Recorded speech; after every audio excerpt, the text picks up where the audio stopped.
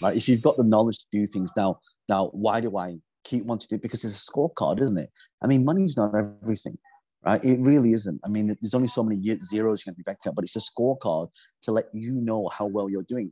Like if this year you're making this much, this year you're making this much, have you done better or worse, right? So if you're making less, you've done worse, or you're not working as efficiently. And here's the thing: each part requires a breakthrough, right? To go from 100 to a million, million to 10 million, 10 million to 100 million, 100 million to a billion, and billion to a trillion requires a different version of you, right? So part of why I keep wanting to make more money is I have to force to grow myself. That's number one. Number two is impact. The more money you have, I do a lot of philanthropy work. I have a lot of charities that I've supported. I've built a lot of schools, a place, called in a place called Kakamega in Kenya. Like, do you know how good it feels to give money away? That's much more better than actually making money itself. So for me, it's all about those two things. Like I want to grow myself, become a bigger version of me. It's forced to grow because some people, they make a 100 grand, 500,000, million, and they're comfortable, and that's it. They just stop. Right? Look at Elon Musk. Elon Musk sold PayPal for 150 million, something crazy like that, and then he just invested it all and had to sleep on his friend's couch. Right now, he's one of the wealthiest people in the world. You've got to take the risks, and it becomes a bigger version of you. Money is just it's a game. It's a game, and that's how I see it. And that's how I want other people to see it. Don't think of money. Oh, you need this money, this and that. Think of it like you play a game. Like when I was in the game industry, it's all how do you get the highest score, right? It forces you to play better strategically, and sometimes you get beaten by your opponents. And so for me, I really like to be able to do that. So yeah.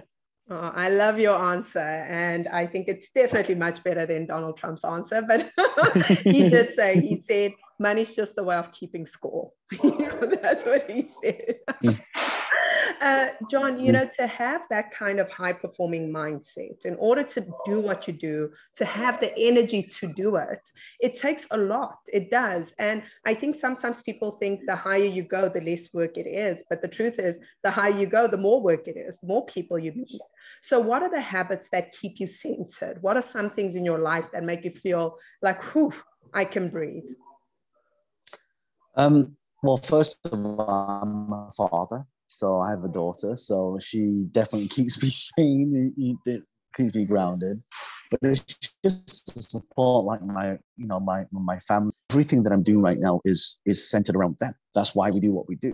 Right? It's for our family, to get for our family. Like I just think that to stay centered, also things like exercising. I mean, I see you're in amazing shape. You definitely work out. You definitely watch what you eat. I can tell when you speak to people and you just look at them. Right, you like you got to keep, and health is also a big thing. So for many years, I've been taught this over and over and over again. And my good friend Robin Sharma once said to me, he's like, if you don't make time for exercise, you'll eventually make time for illness. And that really stuck with me. I'm like, wow. So every day, I don't go to the gym every single day, but I make it a point to exercise every day. Whether I go for a walk, or I go for a run, or I do some meditation, or I'm probably not as flexible as you, but I try and do as much yoga as I can, because that really just centers, the whole thought process and the focus. And so, and honestly, for me, the thing that really gets me off every single day is self-development. I listen to books, audiobooks, videos, Audible. I've got so many audiobooks on there when I'm traveling or in the car, I'm listening, because that grows you. If you just grow yourself 1% every single day, by the end of the year, you've got 365% growth. Imagine that compounded over 10, 20, 30, 50, 60 years.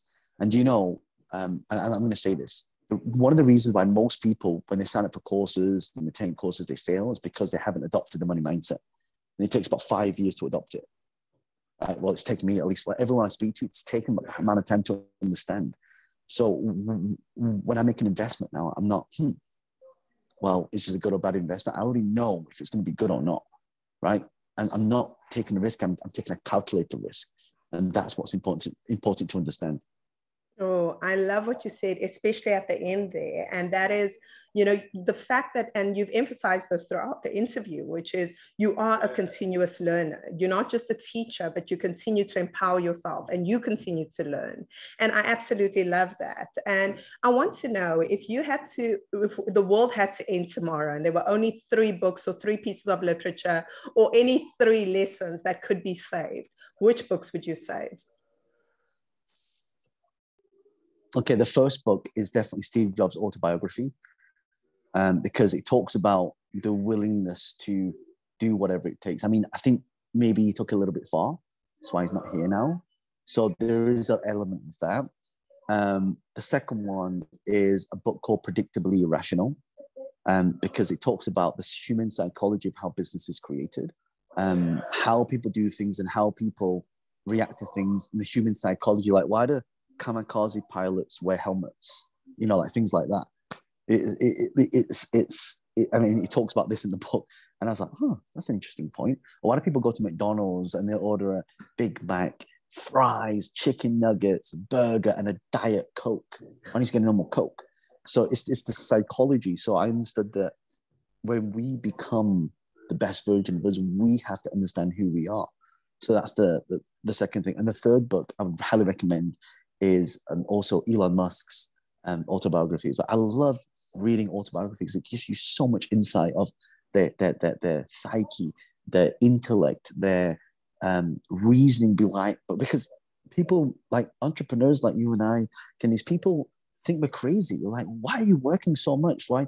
Well, I work more. And here's the thing, the ironic thing about this: working in a job, I work more now, probably twice as much now than I would ever do my job. Why? Because I want to, not because I have to. This is the ironic thing about when you become financially free. It's like, okay, well, what do you do? Do you sit there and watch Netflix and get fat? Or do you go out and do something meaningful? Do something that's going to, like, what's your mission? What's your purpose in life? And I think that for me, like when you read those books, you really start to understand why this person is a billionaire, right? Not because they want to get money, but if you put the money aside, like the things that I do now, I would still do if it was for free. That's when you've truly found your passion. Oh, I love those three. And I haven't read Predictably Unpredictable. So I will definitely make sure it's on my reading list. And I find that what you were speaking about in that context, especially when it comes to business, I have a huge fascination with human psychology, right? It's why humans do what they do, because all of us think we're so individualistic, right? We're like, I make my own decisions, I live my own life. And then you look through, and for me, there's a podcast, I don't know if you've heard it, it's called The Real Dictators. And basically, it highlights all the dictators in history and how they actually managed to convince these massive groups of people to be able to follow them, right? And you realize that a lot of it is people really do want to be led. If people would rather have John Lee come to their house in person, give them a strategy on how they're going to change their life, a 25-step process, give them the money, give them everything. And they're like, thank you, John, you saved me. So it's really interesting how our psychology is formed.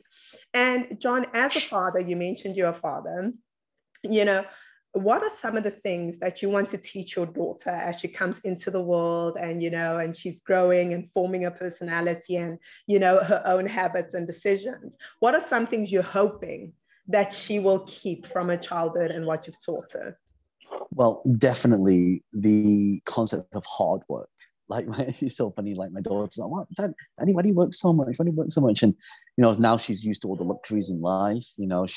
Oh, Daddy, when we go to the plane, can we have the big seats? And like, so I really want her to understand the value of hard work. I mean, that's honestly what my parents taught me, because they had a Chinese takeaway, and that's one of the lessons I learned from them, is that you like, they do whatever it takes. I didn't see my parents till the age of like 11 years old, because they were always working in a Chinese takeaway, and so I want my daughter to understand, you don't have to be the best at what you do, as long as you become your best at what you do.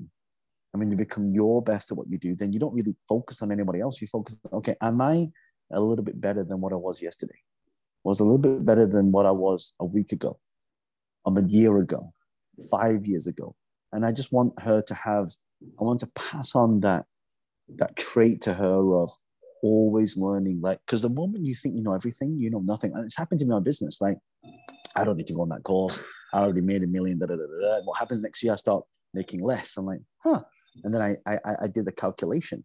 The calculation is, the more I put into here, the more income I make. The more I put into here, the more freedom I have. The more I put into here, the more lifestyle you create. And so it's a direct parallel. It's like the guy who plays golf, or the girl who plays golf, because my wife plays golf now. It's like the person who plays golf, and then they have nothing to do, so they play golf, and then their business starts getting really busy, and then so they stop playing golf and they start playing. No one was in the business right now, right? And then suddenly the business stops, getting business, and he goes back to, okay, there's nothing to do, and they stop playing golf. He hasn't realized that the business is coming from the golf. You see what I mean? So this is the direct parallel. There's this duality. Like, what has to happen in order for you to achieve more? And once people figure that out, you just keep doing more of it and doubling down on it.